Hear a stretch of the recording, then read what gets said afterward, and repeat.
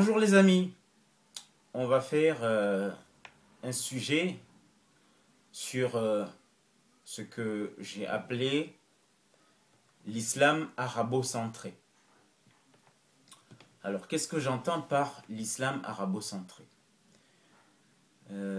Alors, étant musulman, j'ai constaté des choses qui me dérangent dans le comportement de certains musulmans qu'on peut appeler les arabes vis-à-vis de l'islam et des autres musulmans qui ne sont pas arabes. Alors, l'islam arabo-centré se traduit comment? Comment est-ce que j'ai constaté ça? Comment est-ce que je peux verbaliser ça? Alors, l'islam arabo-centré, c'est un islam qui se traduit dans les mosquées, quand on est dans des pays étrangers à la nation arabe, c'est-à-dire des pays non arabophones, parce que je vous rappelle que le plus grand pays au monde, c'est le pays qui a la plus grande population musulmane au monde, c'est pas un pays arabe, hein. Donc c'est un pays asiatique et qui s'appelle l'Indonésie. Donc c'est pas un pays arabe, c'est loin, hein, ça n'a rien à voir. Donc quand vous êtes dans des pays qui ne sont pas arabophones, comme la France, hein, la France c'est un pays, c'est un pays où on parle le français. Donc ce qui unit la population française, en tout cas la population qui habite dans ce pays, qui fait qu'on peut communiquer ensemble, c'est le français. Donc, ce qui veut dire que, étant donné que l'islam est une religion qui aujourd'hui est dans tous les coins du monde, et qu'il y a d'autres populations qui ne sont pas arabes, qui sont en France, qui vont dans les mosquées, qui pratiquent l'islam, des populations africaines, asiatiques, des populations arabes, des populations... Voilà, une multitude de populations et de communautés qui vont à la mosquée. Donc quand vous allez dans des mosquées, le discours, par exemple le discours du vendredi, bon ça commence à changer un peu, mais c'est souvent 5 minutes, le prêche est fait en arabe. Et d'ailleurs souvent, quand vous arrivez, parce que normalement par exemple le vendredi, vous arrivez un peu tôt, il y a le prêche, disons... le prêche officiel de la prière du vendredi, mais avant ce prêche, il y a quelqu'un qui vient, qui fait un prêche, en attendant le imam qui va faire le prêche, qui va conduire la prière. Hein. Donc c'est de là que ce soit le premier souvent va venir parler, faire un prêche qui sera en arabe. Voilà. Moi je vais dans une mosquée à Saint-Ouen par exemple, à côté du travail. Il y a un type qui arrive et qui commence à faire un prêche en arabe. Et souvent, moi je comprends un peu l'arabe. Pas tellement, mais je comprends un peu. Mais c'est même pas l'arabe classique qu'on apprend, nous, qui ne sommes pas arabes, à l'école. Mais c'est l'arabe dialectal, si on peut dire. C'est l'arabe maghrébin. On comprend rien. Donc, en d'autres termes, lui, il va parler en arabe, donc les autres Africains qui comprennent, les Asiatiques qui ne comprennent rien, ils sont là comme des meubles, ils entendent des gens qui parlent entre soi. Voilà, c'est déjà un côté arabo-centré de l'islam quand on la vit en communauté. C'est censé être le lieu commun de tous les musulmans. D'accord ? Et ensuite, comment dire, l'imam qui va conduire la prière va faire le prêche en arabe. Et à la fin, si c'est quelqu'un qui parle un peu l'arabe, parce que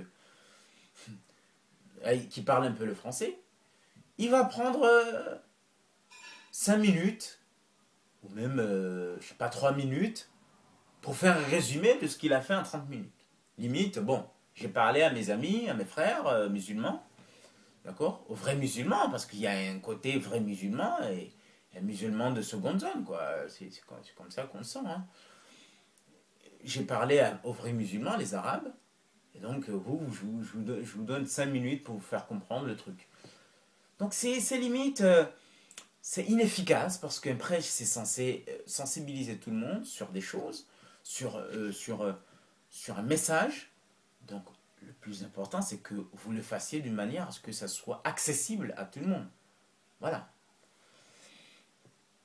Donc, et puis, il y a, il y a un certain comportement, je donne un exemple.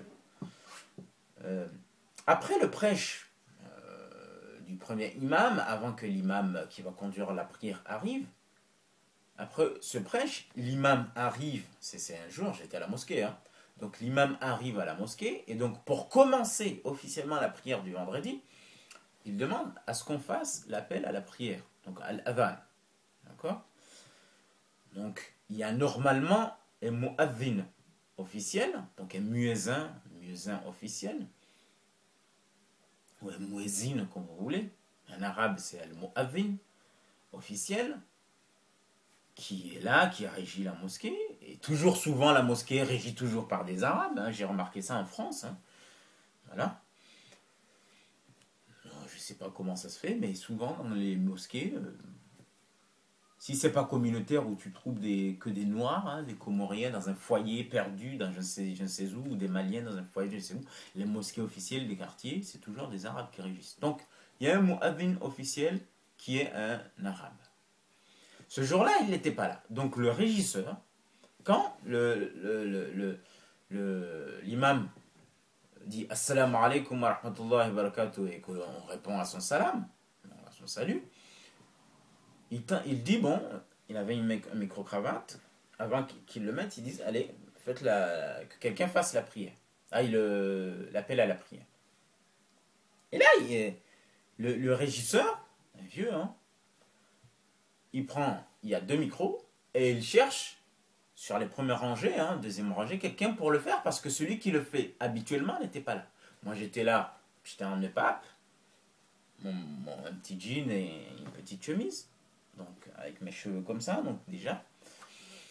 Et ne voyant personne, je lève la main. Parce que j'ai fait l'école coranique, je viens d'un pays musulman,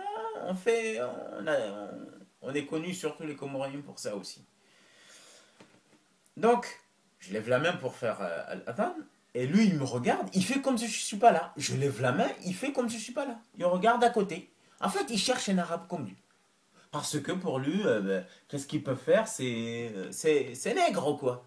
Qu'est-ce qu'ils peuvent faire, c'est nègre? C'est des musulmans de seconde zone. Qu'est-ce qu'ils connaissent du Adhan, quoi, à la limite? C'est des gens qui ne comprennent rien, en fait. Parce que dans sa tête, l'islam, c'est les arabes, en fait. Les autres, c'est seconde zone.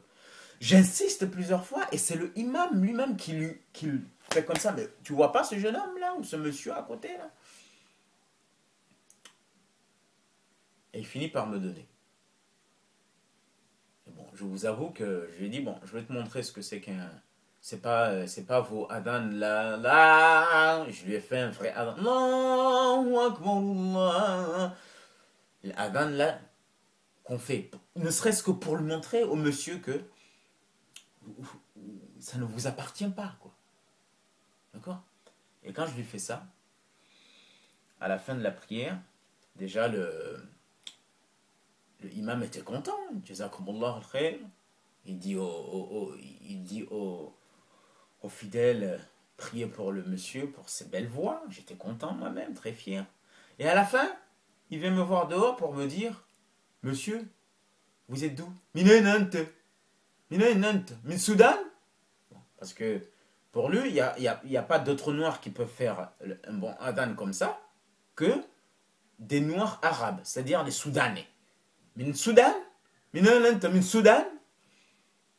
Voilà. Tu viens d'où? Du Soudan?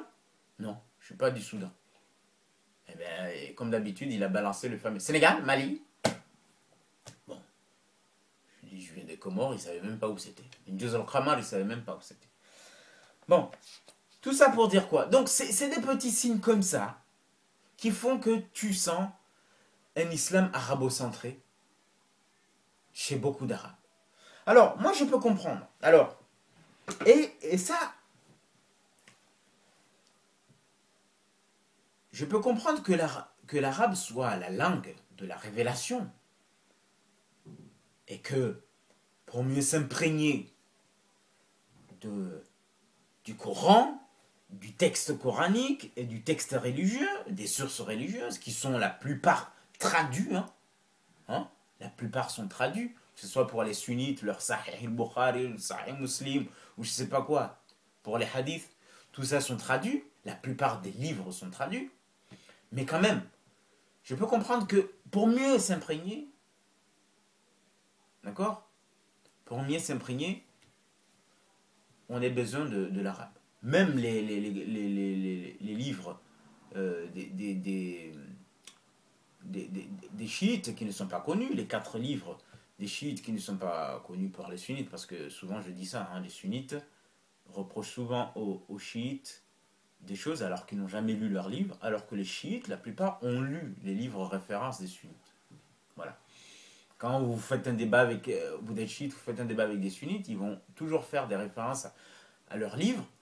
Toi, pour débattre avec eux, tu vas chercher des références dans leurs livres, mais eux, ils vont jamais faire des références à tes livres, parce qu'ils n'ont jamais lu. Ils n'ont jamais lu ça.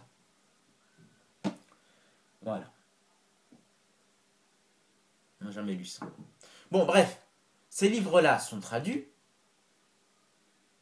mais je peux comprendre qu'il faut maîtriser, c'est bien de maîtriser l'arabe pour mieux s'imprégner du texte. Mais quand même, il y a aussi un complexe même chez ceux qui ne sont pas arabes, quand ils parlent à des gens qui ne sont pas arabes, d'être obligés de citer la chose en arabe, puis la traduire comme si pour donner une légitimité à son discours, à son prêche, il faut qu'il cite la source en arabe avant de la traduire dans la langue de ceux qui l'écoutent.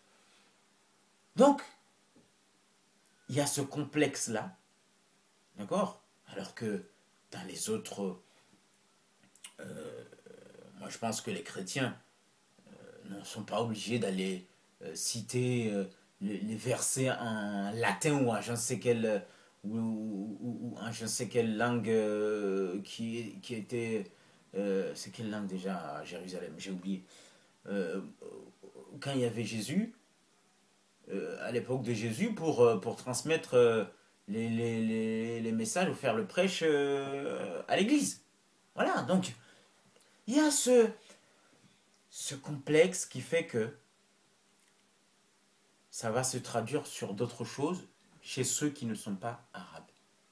Parce que les arabes leur ont mis dans la tête que, bon, voilà, il y a des prénoms qui sont... Alors, par exemple, tu vas voir quelqu'un qui va se convertir, il s'appelle Christian, il se convertit à l'islam, on va l'obliger, on va lui dire qu'il faut que tu prennes un prénom musulman. C'est-à-dire quoi un prénom musulman? Donc, il ne peut pas s'appeler François et être musulman. Il faut qu'il s'appelle Yasser. Ou faut qu'il y a Abdelaziz. Ou il faut qu'il s'appelle Abou Bakr. Même si c'est le calife des sunnites. Il faut qu'il s'appelle je sais pas Nasser. Hein, Gamal. Il peut pas s'appeler François et être musulman. Hein? Et tout d'un coup, quand il va se convertir, il va se promener en djellaba. Comme s'il ne peut pas s'habiller avec ses habits de sa communauté, de sa culture, et être musulman. Voilà. Il va s'habiller en djellaba. D'accord? Il va changer son prénom. Il va se promener en babouche. Et les femmes qui veulent être pudiques, parce que l'islam dit qu'il faut couvrir vos poitrines, parce que moi, parce que le débat sur le voile, il y en a qui disent c'est obligatoire, d'autres ne sont pas obligatoires. Moi, de ce que j'ai lu, je pense que c'est pas obligatoire. C'est plutôt la pudeur qui est édictée. C'est pas le voile. N'en parlons plus le niqab. Moi, c'est ma position. Du peu que j'ai lu. Hein, d'accord? Donc, les femmes africaines qui veulent être pudiques, hein, limite, à la limite, elles veulent se couvrir les cheveux. Hein. il ne peut pas mettre le foulard africain qui couvre les cheveux et être pudique avec des habits, des boubous africains. Ils sont obligés d'aller se déguiser en femme du désert ou du Maghreb pour montrer qu'elles sont musulmanes. Alors qu'il y a des habits africains qui sont pudiques, qui peuvent aller avec le, le, le, le, le message de l'islam, de la pudeur, d'accord, et des valeurs de l'islam. Donc là, voilà ce côté arabo-centré de l'islam. D'accord. Et puis, alors que l'islam, c'est une religion qui est censée être universelle. Donc, si l'islam est censé être universel, c'est pas la religion des Arabes. Donc, vous pouvez être indonésien, vous habiller, si vous, voilà, à la limite de ce qui a été édicté par l'islam, vous habiller à votre manière, qui relève de vos communautés, en étant musulman. Hein? Vous n'êtes pas obligé de prendre la culture des Arabes, hein, parce qu'il y a beaucoup d'aspects qui relèvent de la culture arabe. Hein? L'islam, ce n'est pas la mondialisation, c'est-à-dire la mondialisation aujourd'hui, ou bien le mondialisme surtout, c'est une façon de tuer les autres cultures pour arriver à une culture unique qui est la culture américaine. Manger McDo, penser, je ne sais pas quoi, finance, ou je sais pas quoi. Voilà. D'accord. Alors que l'islam accepte qu'on reste dans sa culture culinaire, avec les interdits qui relèvent de l'islam. Hein. Et en Arabie, on ne mange pas des bananes, mais vous pouvez manger des bananes chez vous. Hein. Aux Comores, je mange des bananes, ça relève de la culture culinaire. Il y a mes habits qui sont dans le cadre de l'islam, qui relèvent de ma culture vestimentaire. Donc un Français peut garder sa culture vestimentaire, un Indonésien pareil, et pas obligé de se déguiser en arabe pour être musulman. Donc l'islam ne doit pas venir vers moi avec des babouches et des djellabas à m'imposer pour que je sois musulman. Non, c'est pas ça l'islam. Voilà, c'est pas des babouches et des djellabas, hein, et des niqab. Voilà, d'accord. Donc voilà ce que je voulais dire surtout, et souligner cette façon qu'ont certains à voir les autres. Bon, alors les noirs, les musulmans noirs. Alors, je ne sais pas si vous avez remarqué, quand un noir se convertit à l'islam, alors on va lui donner le prénom Bilal. Voilà, Bilal, l'ancien esclave. Parce que quelque part, ça relève aussi avec un racisme maghrébin qu'on voit, un racisme anti-noir maghrébin, un racisme arabe envers les Noirs, les Pakistanais, même s'ils sont des musulmans, les Pakistanais. Mais c'est des sous-musulmans en fait, c'est des sous-musulmans. Donc quand un Noir se convertit chez les Arabes, alors, il faut que tu prennes un prénom musulman. Hein. Je ne sais pas ce que c'est qu'un prénom musulman, ça ne veut rien dire. Mais voilà, on va lui donner le prénom Bilal, celui qui a été esclave. Hein. C'est un des meilleurs musulmans de l'histoire, hein, d'ailleurs, que j'estime beaucoup que certains califes. Voilà. Bon, bref. Mais on va lui donner le prénom de Bilal. Avec cette connotation toujours, voilà, hein, de musulman de seconde zone. Voilà. Qu'on accepte parce qu'il a voulu être musulman. Voilà. Et qu'on va arabiser, surtout. Hein, on va arabiser. Voilà. Mais ça participe, cette arabisation de l'islam participe à cette façon qu'ont certains pays, hein, de culture califale qui détestent la mixité. Hein. Qatar, c'est pas le grand pays de la mixité. L'Arabie Saoudite, qui ne veut pas voir ne serait-ce que le nez ou je ne sais pas quoi. Ils ne supportent pas voir un morceau, un petit truc d'une femme. Ça les dérange. Voilà. Alors qu'à l'époque du prophète, il y a beaucoup de hadiths qui démontrent qu'il y avait de la mixité. Même à la mosquée, il n'y avait pas cette clôture qui fermait que les femmes, il fallait les, les, les mettre dans un coin. Il y avait un espace. Il n'y avait pas à venir s'asseoir et parler à la mosquée. Mais la femme pouvait aller même voir le prophète, lui demander une question. Il n'y avait pas c'est pas ce rejet de la femme dans un coin. Il faut pas qu'on la voie. Donc, mais cette arabisation de l'islam participe à cet islam califal, non démocratique, qui ne supporte pas la liberté de culte, d'accord, et qui veut imposer cet islam arabisé, politique, califal, des gens qui instrumentalisaient l'islam pour maintenir, garder le pouvoir, c'est ça que j'appelle islam califal, d'accord, qui ont leurs successeurs aujourd'hui, les ISIS, là, ces gens qui vendent les femmes comme des objets, hein, qui veulent imposer des choses et imposer un islam partout dans le monde, qui détestent la liberté de culte, d'accord. Voilà. Et qui veulent s'ériger comme modèle en arabisant cet islam-là, en donnant cet aspect ces aspects que je viens de citer, qui veulent imposer ce modèle aux autres. Voilà. Alors que pour moi, c'est pas l'islam, et le monde ne devrait pas s'inspirer de cet islam arabisé. Voilà. Hein? Non. Parce que ça a des aspects qui sont insupportables. Voilà. Moi, je préfère l'islam sénégalais, par exemple, l'islam malien, l'islam comorien,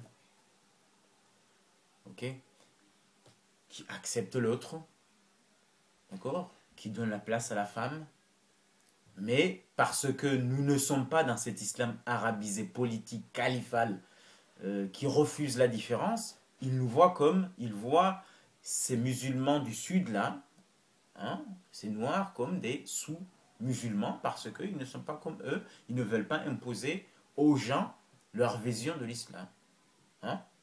Le refus de la mixité, le refus de la femme. D'accord. Voilà. Cet islam dictatorial. Voilà ce que je voulais dire sur ce que j'appelle l'islam arabo-centré. Je vous remercie et je vous souhaite une bonne soirée. Salut.